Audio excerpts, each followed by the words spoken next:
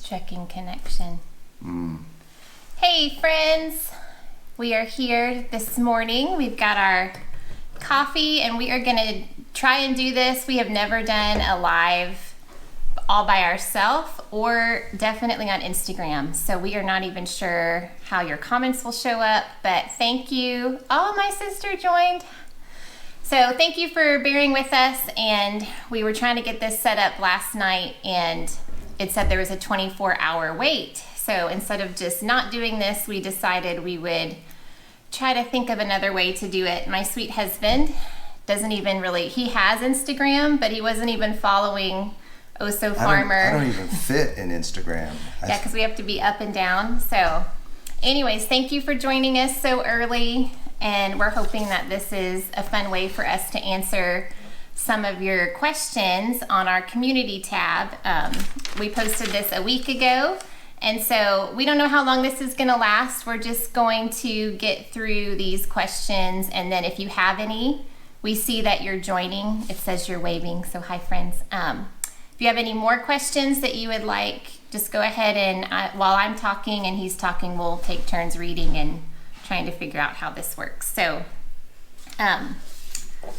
we'll start with a question for Brian. Somebody asked, what does your husband, it was Susan, asked, what does your husband do for work? Why are you starting with me? Because. Okay. Don't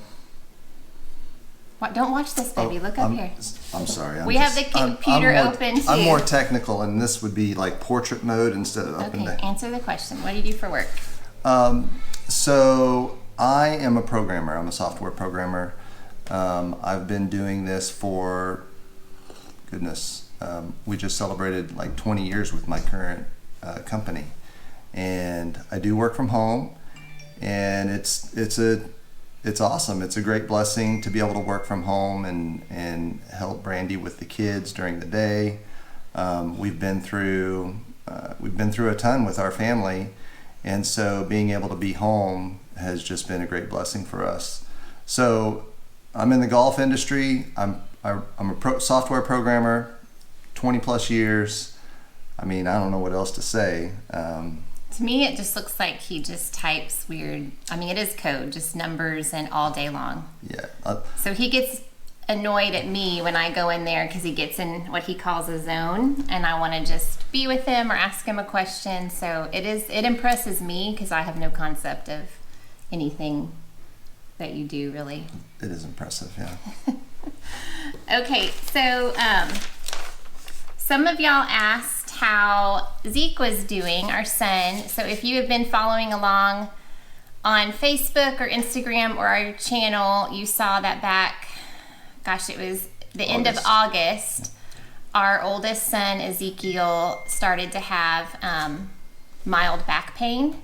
And then, long story short, he ended up being not paralyzed, but wheelchair bound. And it was really, looking back now that we're out of that, it was really, really challenging. He spent a lot of time in the hospital, and he was a great mystery even to infectious disease doctors. And so he finally was diagnosed with osteomyelitis and discitis in one of his vertebrae. He got an infection that ended up causing some nerve pain, and thankfully I would say he's 95% better. He's back at work full time, and his professors, he goes to a local community college in Waco, and his professors were very gracious and gave him incompletes, and so now he's able to finish up that semester, and he's working. He did end up moving back home because he needed our care to just help him take care of him, and so we're just kind of praying through, how to get him back on his feet and living independently again. But thank you for all of your kind comments and concern and prayers.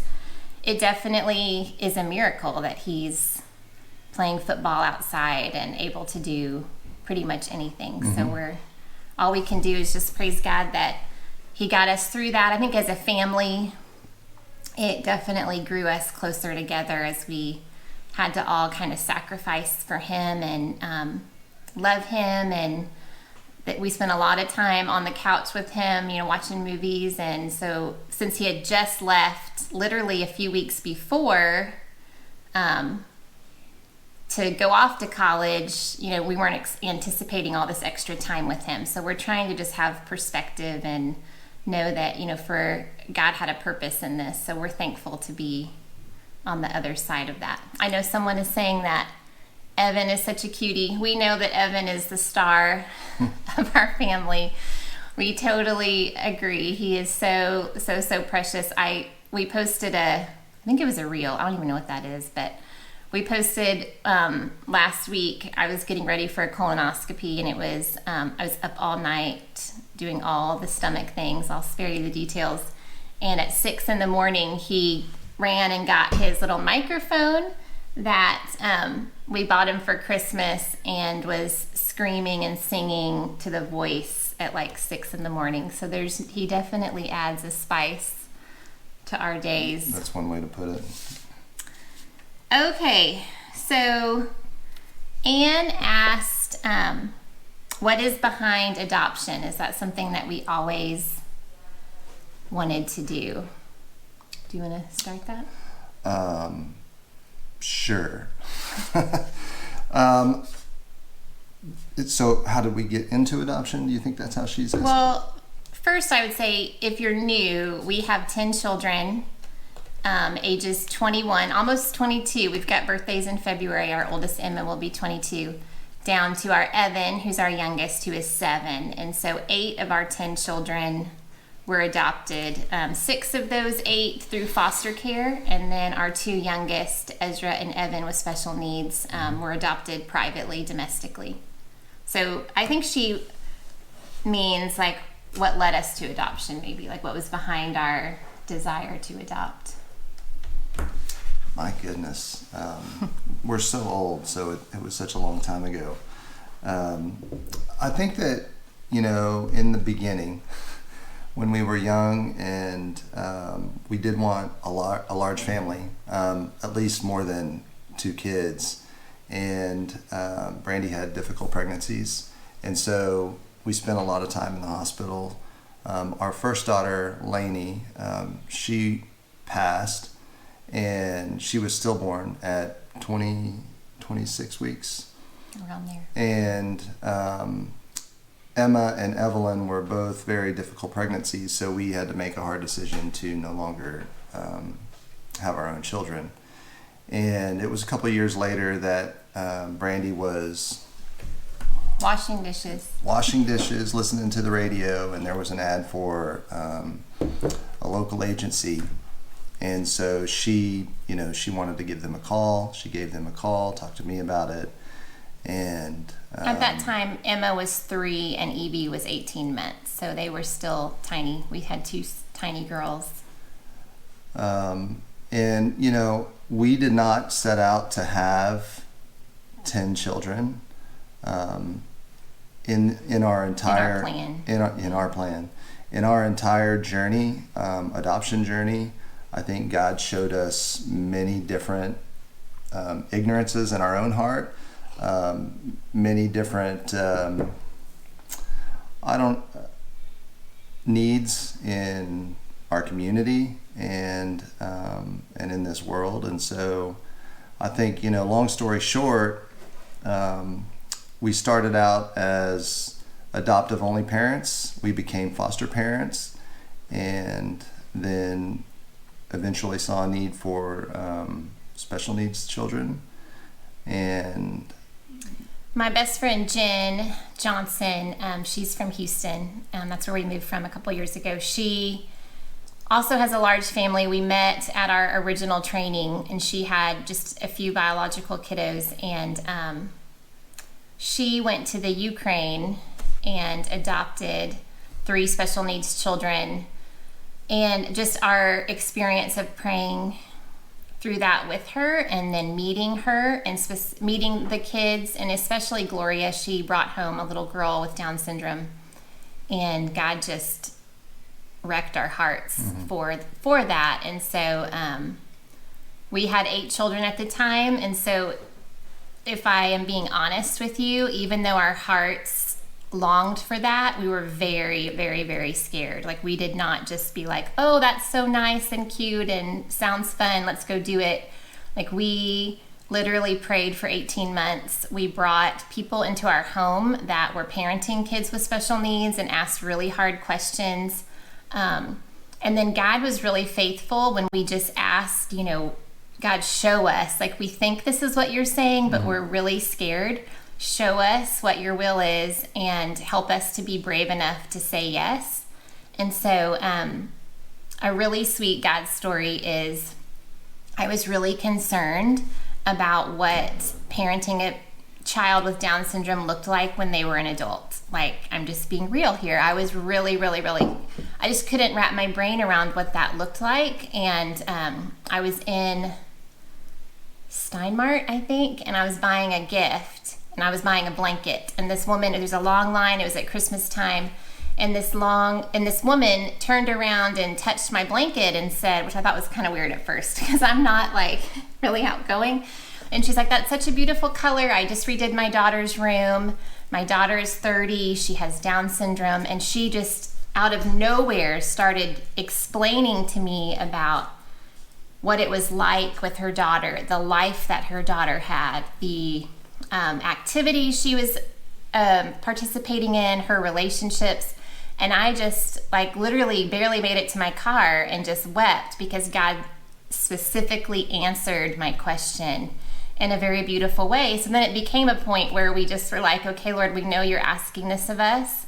And if we don't do it, we're just being disobedient. And y'all know, y'all see that Evan and Ezra are just our whole life. Like, we would have been so different without them. So we're so thankful that God was faithful, not that we were faithful, that God was faithful to show us that he was in it and that he was trustworthy. So if you hear barking in the background, that was another question.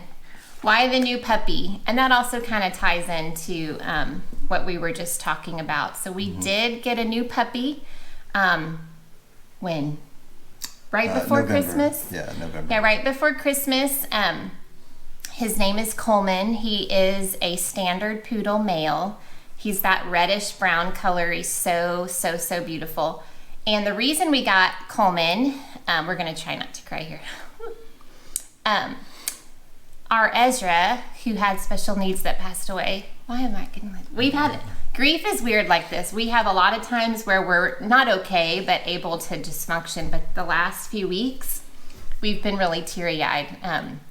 So our Ezra was complete care. He was paralyzed from the trunk down and nonverbal, had a trach. And so when Ezra was little, he had full-time nursing care at home too. A lot of his nurses were talking to us about getting a service dog for him eventually, and even talking about how even when we're out in public, a service dog for Ezra would bring people to him.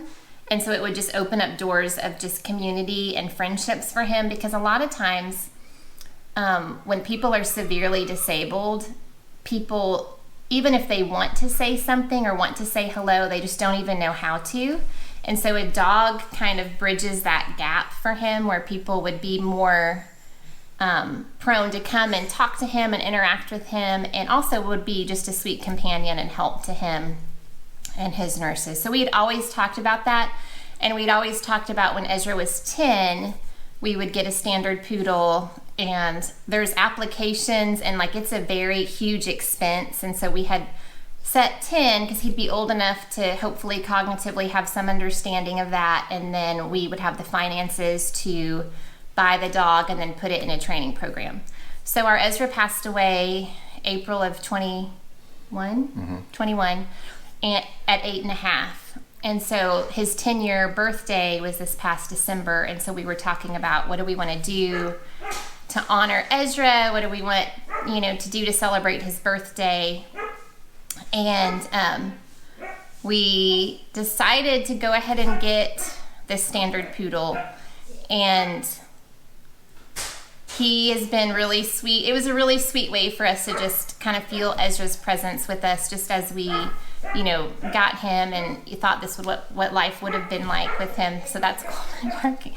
So how Coleman is different than our, y'all know we have Great Pyrenees, is they are the most chill dogs. When we had Pyrenees puppies, they were massive and they never barked or were active. So poodles are high energy. He's about 15 weeks now, and that's all he does right now is be a spaz. And he actually freaks Evan out because Evan will be playing on the floor, tapping his little cars, and then here comes Coleman. Coleman is almost 30 pounds now. He's 26 pounds, but he's clumsy and he flops over there. And I think we love Coleman. Eventually, he's going to be a really sweet, well-mannered. He's doing really good. He's calmed down in the last couple of weeks, and he's learned a lot. They're very smart dogs, so I think he's doing really, really good.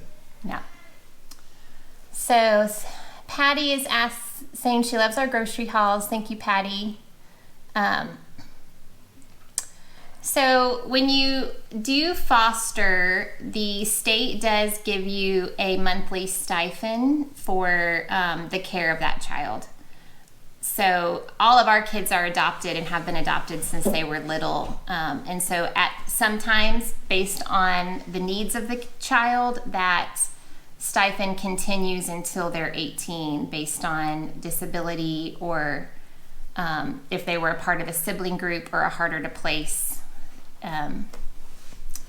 If they were harder to place as children. So we did get help financially through the government while we were fostering, and then part of their adoption subsidy was included that. And then the biggest benefit for our kids is they're able to go to any state school in Texas, any college, and get their tuition paid for. So that is a huge blessing, especially now that our kids are close to 18. They still have to pay room and board and books, but tuition is a huge burden and cost. So that's a huge benefit for them. Let's see. Were there any other comments? So let's see. What were some questions? One question was, how do we make time for each other, like husband and wife? I think that's been a new phenomenon. It's hard. It's really hard. It's weird, the season that we've been through, and we have this conversation with each other a lot. That, in fact, we just had this conversation with some friends of ours at dinner a couple nights ago. And you guys watch Brandy mostly, and sometimes I pop in here, but it's hard for us to really understand why you guys want to watch us so much, because we have this conversation like people just don't understand. And our life is really, really hard, a lot of the time. But at the same time, it's so fulfilling and rewarding. And the time that we do get to spend with each other is... it's new because we now have kids that are old enough to keep Evan. Yeah. And so one thing that we do is anytime that we ask our kids to keep Evan, we always ask, they always know that they can tell us no. And I just had my friend Jen that I mentioned, she was just here, she was bringing a son back to college.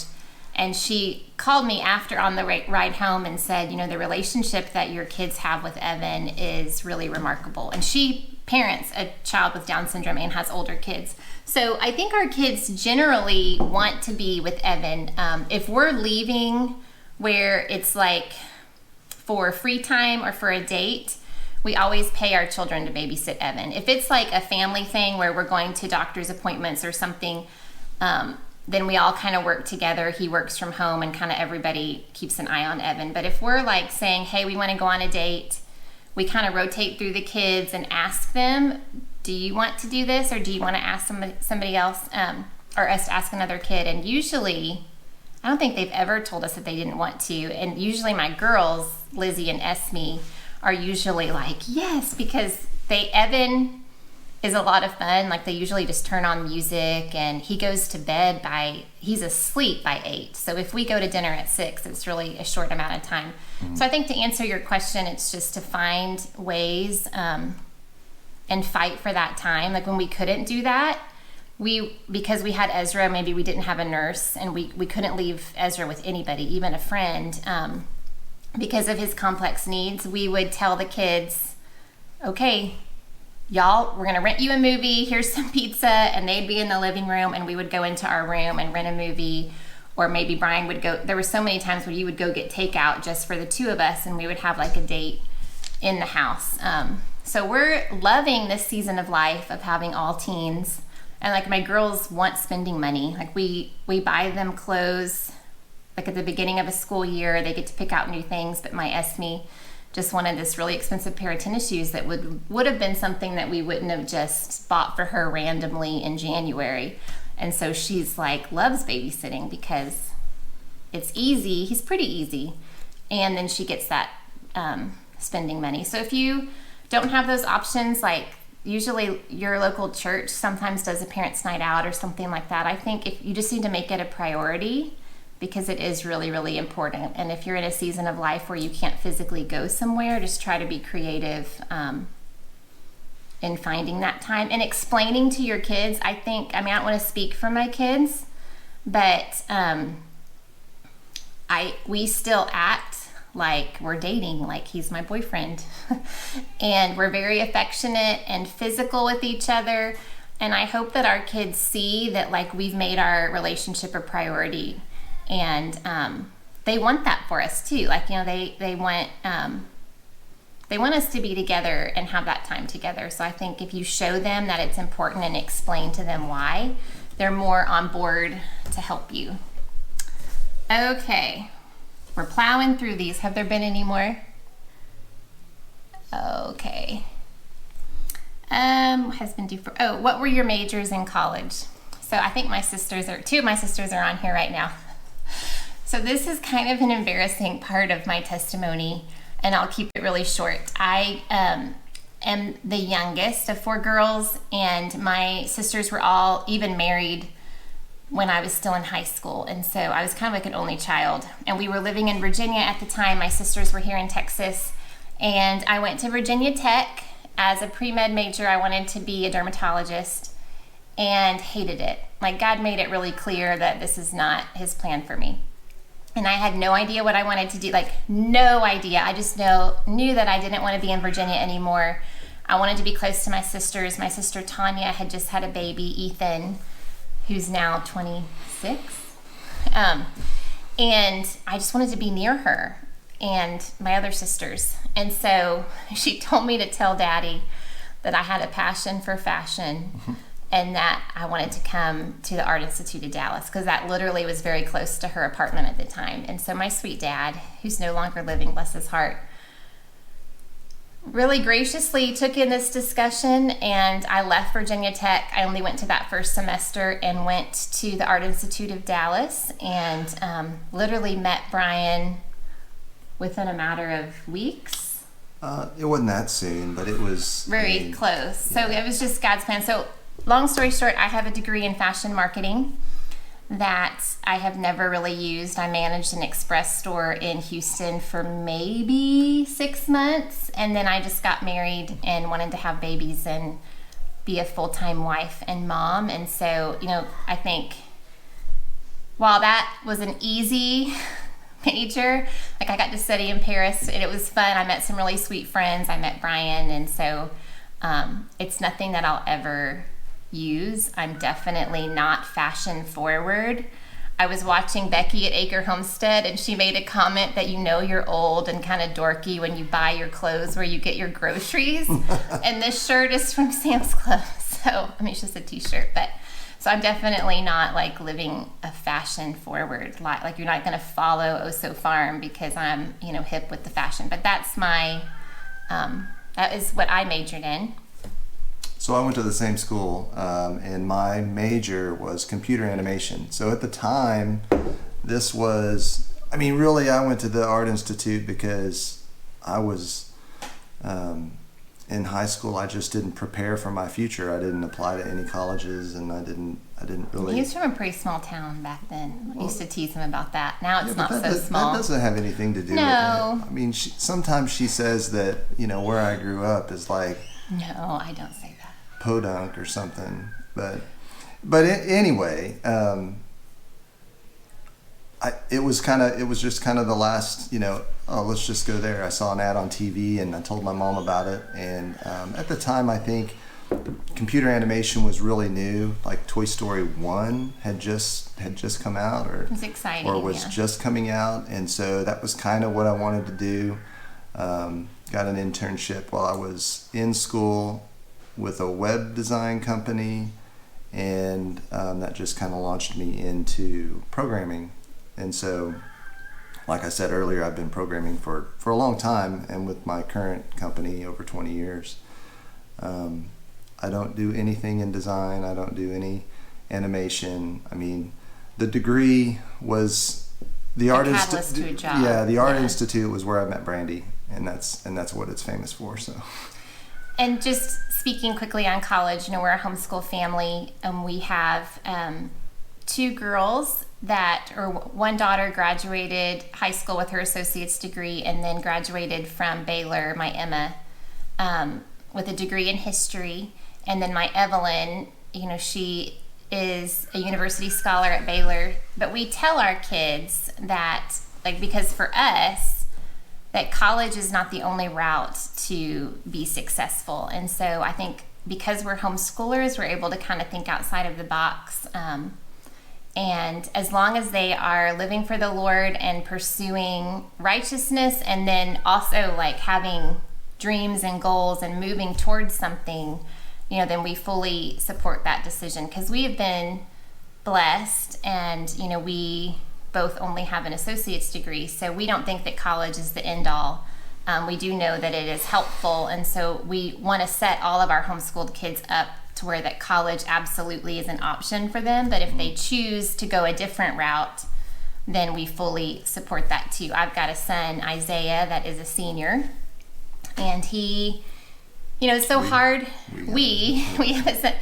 It's so hard when they're that age, because everybody asks them, what is your plan? What is your plan? What is your plan? So I always try to tell them, it's okay to be 18 and have no idea. I mean, I had no idea that God, changed my path and set me on a path that was his goodwill for me. And so he's praying about taking a gap year. We just went to an Army recruiter, and he did really well on the test. And so he's praying through that. He just got a job. And so while college absolutely is an option for him, and his future is very bright, we're just kind of letting him navigate and pray through, and make mistakes here and there and figure out what he wants to do. So we are not highly educated people. I will say, though, that my homeschooling my kiddos for however many years, I got an education through doing that I think most people miss out on. We've read so many books. We have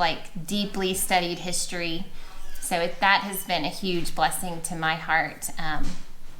So we still have 4 in high school, and then Evan is 7, but doing a kindergarten type curriculum. So we'll be homeschooling for the next 12 plus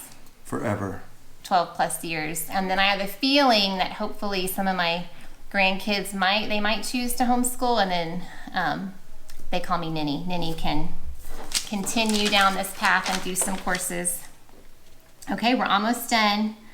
So we have 2 more. Oh, someone asked how my mom is doing. Thank you for asking that. This was also Brittany. Brittany, you're so sweet to ask about how everyone is doing. My mom had open heart surgery in October, and the end of October, and it was very, very, very scary for us. She had some pretty significant blockages, and it was a really dangerous surgery. And so just like Zeke's testimony, being on this end of it, where we can just truly praise God because she is doing so well. She still has some discomfort, she was just talking with me about this yesterday, about how frustrating that is. But they crack your chest open, so it takes a long time to recover. She lives independently. She lives 2 doors down from us.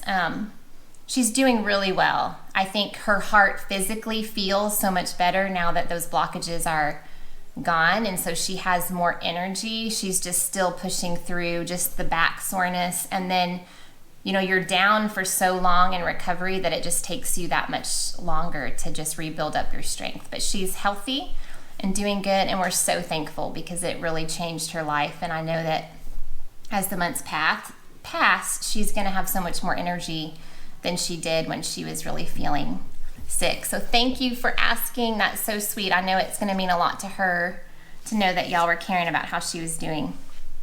So, has YouTube helped this is from Ariel. Has YouTube helped your budget, or is it mostly a hobby?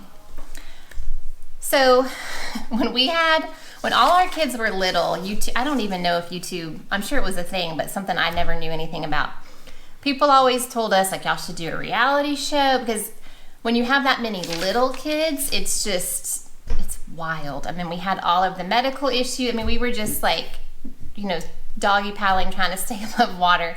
And so this is something that we never really thought about. And then when we moved here because our Ezra was really stable at the time, and we wanted to be near family. He was diagnosed with osteoporosis, juvenile osteoporosis, in 2019, and he was having fractures all the time. And so we really wanted just the support of our family. My brother-in-law pastors a local church here, and so many people had prayed for Ezra since he was born, and so we just knew if we moved here, we would have just a rally of believers around us that could just carry us through, because we knew it was going to be a really hard road. I don't think I ever contemplated that Ezra would die, but we wanted just to be here. And then for our kids, our boys were, older, but still like just kind of going into high school.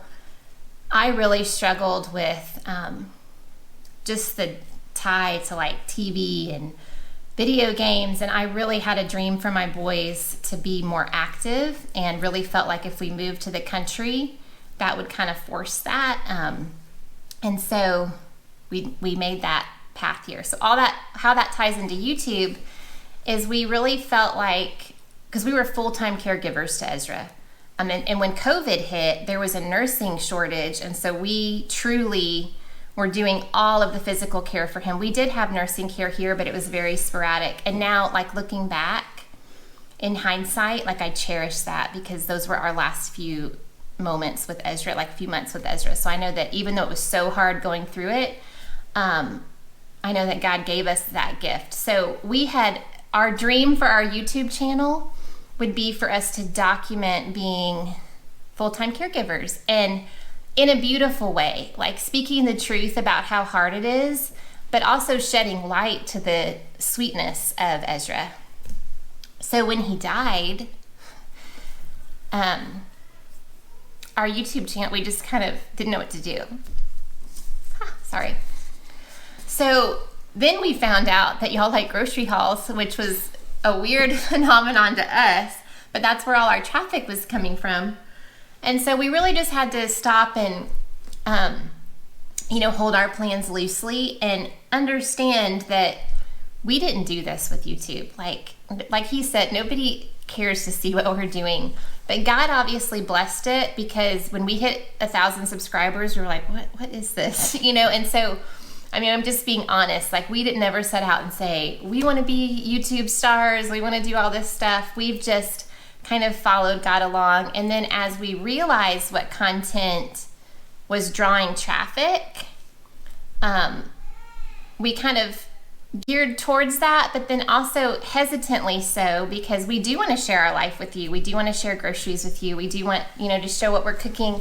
But like, our heart's desire is that we live our life before you, and that, like, not that you look at us and say, oh, these are great people, but just that you see the realness. And we always want just an opportunity to thank God and, share with you that though life is so hard, like, we have hope, not because of who we are, but because of who God is. And so we really spent a lot of time over the holidays praying about, okay, Lord, what does YouTube look like? We haven't had a jump in subscribers we've been kind of hovering at 10.5 for a long time, and we're okay with that. Like each and every subscriber that we have, like we're thankful for. I was actually telling Brian, I think it's like I went to this homeschool conference and they talked about goals, where I can't make a goal of I want my kid to memorize all of these math facts by December, because I can't control I can't control my kids and how they're going to memorize. But I can say, okay, for 15 minutes of every school day, we're going to memorize math facts. And then the outcome is reliant on the child, but I've done my part to get to that goal. So I think with YouTube moving forward, our desire is to make this more than a hobby.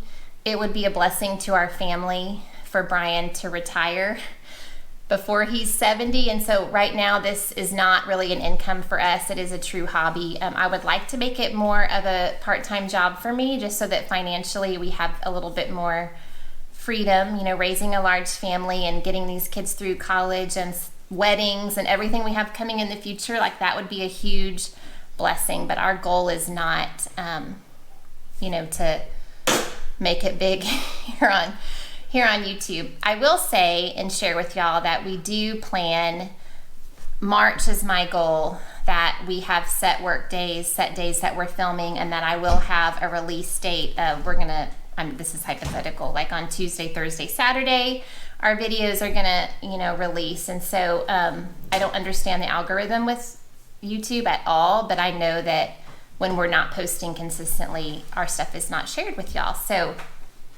we have some things that we're kind of praying through and thinking through. We would like to share like our monthly menu with y'all. My goal is March, and then do some live cook with me's and things like that. So I think that would be fun. Y'all definitely need to tell us what y'all want from this and what y'all think is fun. So the answer to that question is yes, this is totally a hobby. We are not a channel that you're going to want to follow for garden advice, but you definitely can follow us to see how it's going. Like we truly grew, I think like four things that we like picked off of a vine, and it was really discouraging, but we know that lots of trial and error, lots of error. Yes. So as I'm like dreaming about my garden that I need to start like now, I just am thinking, okay, well, I don't want to give up, but we're going to take you along for the process. We have 31 chickens in our incubator, and we want more kids. That's our sweet friend JT. That was our Evelyn was climbing in to dig out some yogurt. We got some interesting comments about that. He's being funny. So follow along, extend grace to us. We actually have been really blessed. We haven't had a lot of hard comments, but we appreciate y'all. I think that was all of our... Oh, one last one. Shantae asked, what is our favorite food to cook? I don't cook that much, so I like to cook what tastes good. So give an and what I'm good at, what are you good I'm at? better at than you, Is what? is sourdough. Oh my God, yeah. I can make a good sourdough. It took me 4 or 5 months to get my sourdough starter where it worked. And like literally you waste so much flour. To be completely fair, You took it. I don't think that you knew what you were doing at all. And it was more science it was a science experiment. Yeah, he measures it and does all that. But now, like, why would I make sourdough when he does it all the time and does it so well? Yeah, so that's why we don't have sourdough very often, because you make about 3 loaves a month. Once a week. Yeah, on a good he does month. give me the discard and is like, do you want to do something with this? So he does make really good bread. We just got a smoker before Thanksgiving. So he's been playing with that just a handful of times. I like to cook when I'm in the mood, and I like to cook anything. So I really don't enjoy baking as much as like I enjoy making a full dinner. But I really enjoy baking. I have my daughter Esme. We just posted a muffin video. I enjoy baking and cooking with people. Like, I don't, like, I never create my own recipes or do anything like that, but I do, enjoy it when I'm not alone in here, which is usually either Esme or sometimes I sucker him into, if he gets off work early enough, he can help us with dinner. Sucker. Tonight, speaking of cooking, and this kind of goes back into the question of spending time with your husband. We started a supper club. It's been a full calendar year. I highly recommend doing this. It was so much fun. So we talked about it. We chose a few friends from our church and reached out to them and asked them if they wanted to do it with us. And it is a very simple concept. We just said every month we'll take turns hosting. There's no rules. You create a theme. You can go all out, or you can truly serve us a sandwich and we just be together. So we've had the most fun. So tonight is supper club at our house, and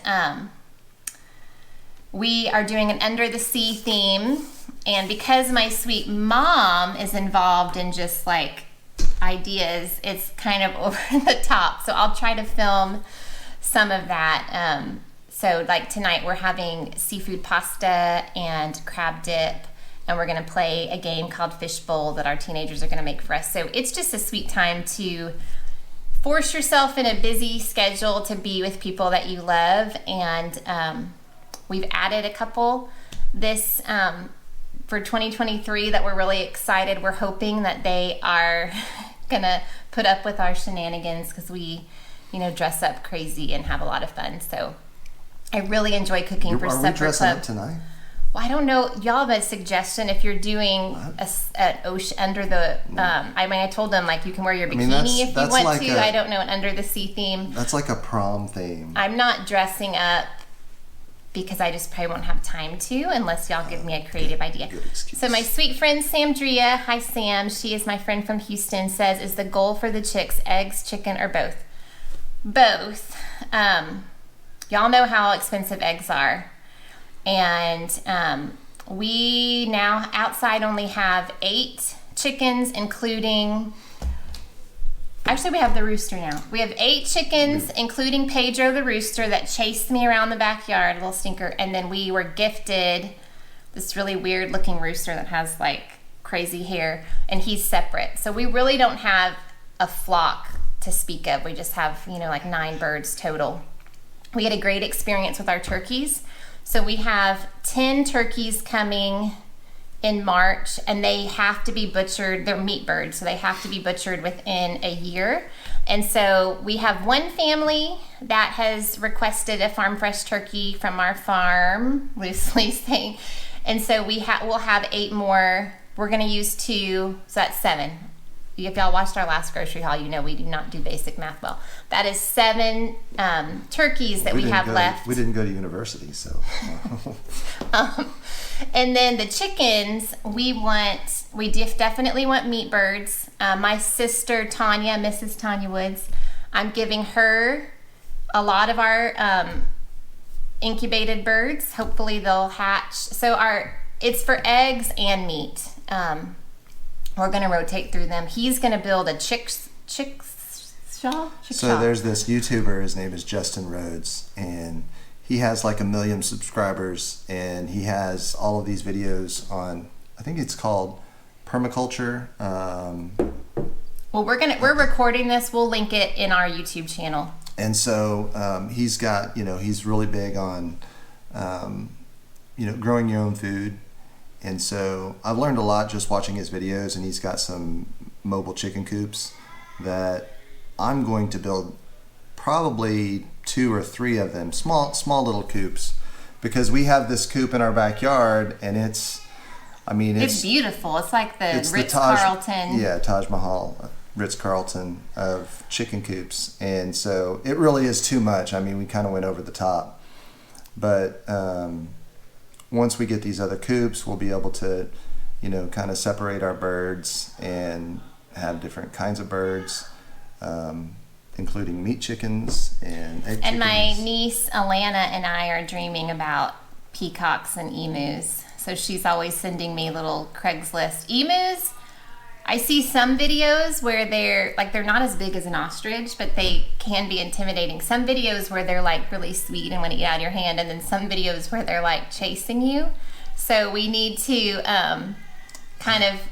but peacocks, peafowl are really, they're just beautiful. Like this would be a total pet, and then we could sell the eggs and hatch them. But they make really loud noises. I've been like on YouTube searching for peacock noises, and we've got sweet neighbors. Like we live on, almost 3 acres, but we're close to neighbors. So I want to be mindful. Like I don't want to, create a zoo in my backyard so that my sweet neighbor Debbie is like. You really do want a zoo. Well, Jen Durham is saying no emus.